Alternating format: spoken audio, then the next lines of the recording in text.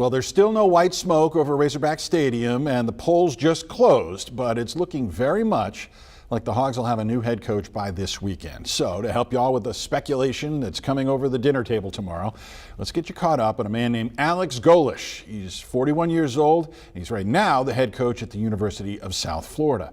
Here's a timeline of what has happened today and what still may lie ahead. Media reports emerged this morning that Golesh had been offered the job.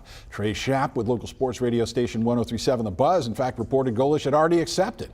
There's been no word from the University of Arkansas, but about an hour later, current interim Hogs coach Bobby Petrino posted a thank you to fans, making it pretty clear he's not getting the job back.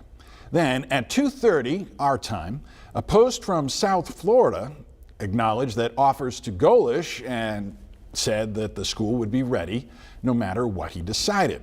Still to come these next few days, a big domino. That's coming Friday in the Egg Bowl. It's at 11 a.m. That's when Ole Miss plays rival Mississippi State.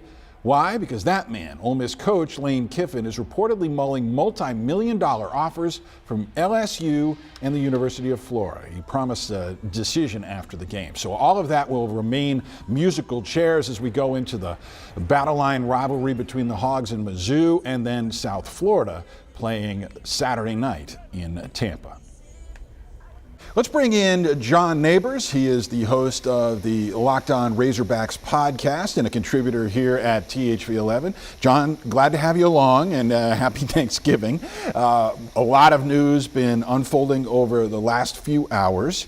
And so tell us a little bit about what you know about Alex Golesh and what kind of coach may be coming to Arkansas.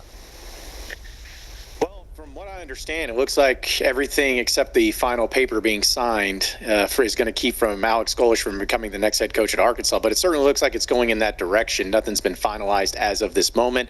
But I do believe that it is of the belief that Arkansas and administration and everybody believes he is the guy. And if it is the case where he becomes the head coach of Arkansas, this is one that I'm pretty excited about personally, but he is an offensive-minded driven coach. He's been around the league for a long time, of course, being at Tennessee most recently with Josh Heupel, where he was able to be the offensive coordinator there that elevated their offense from being 108th in the country to 7th in the country in just a single season. They broke school records across the board, and he's somebody that is highly regarded over there in Tennessee. In fact, I've had a lot of media members that cover the Volunteers.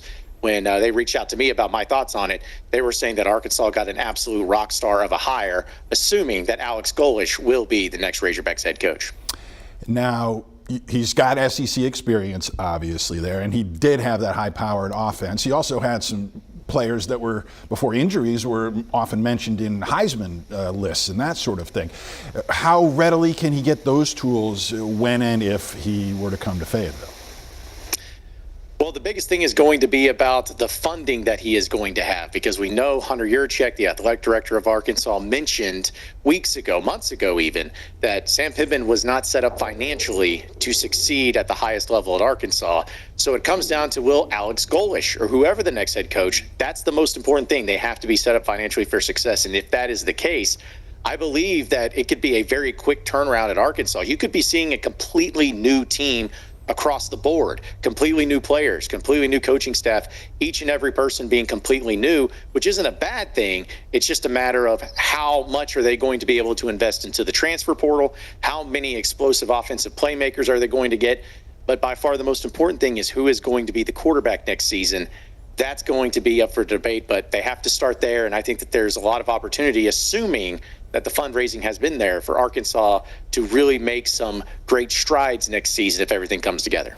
A lot of people are going to hear what you just said, and they'll have these conversations over the Thanksgiving dinner table tomorrow. And it sounds like you're describing a professional football program. It's going to be unfamiliar to a lot of people. What do you mean we're going to turn over the entire team? How does that happen? If from 10,000 feet, how does that happen now in the college game that we have now? Wild West out there in the college game, to be basically where anybody can transfer at particular times and hit into the transfer portal. They don't have to sit out a year like they used to have to do.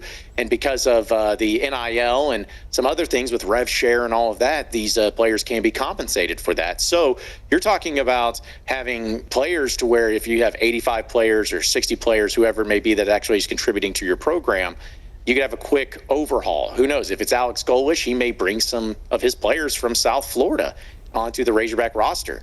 There are players that are currently playing right now that may not be on their team next year. They may enter into the portal that no one's even talked about or heard of.